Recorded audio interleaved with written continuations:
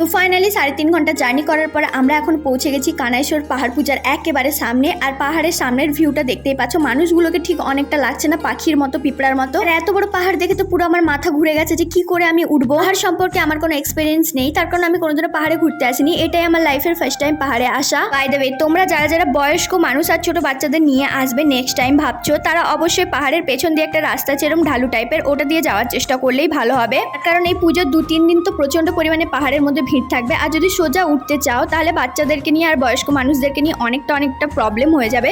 যেমনটা আমরা নামার সময় আমাদের অনেক অসুবিধা হয়েছিল, কিন্তু ওঠার সময় অতটা অসুবিধা হয়নি। দেখতেই পাচ্ছ আমরা একদম ঢালু রাস্তা দিয়ে, মানে পাহাড়টায় চারিপাশে বেঁকে বেঁকে একটা রাস্তা গেছে, সেই রাস্তা দিয়ে আমরা যাচ্ছি। তোমরা এবার ঝটপট করে কমেন্ট করে জানাও যে কানাইশ্বর আর কানাইশ্বরের আশেপাশে থেকে কারা কারা আমার ভিডিও দেখছো, আর ওখানে ঘোরাঘুরির মতো সব থেকে সুন্দর একটা জায়গার নাম বলো। যারা যারা আমার ফেসবুক পেজ ফলো করোনি প্লিজ ফলো করে দাও, আমি কমেন্ট বক্সে লিংক দিয়ে দেবো। Bye bye guys.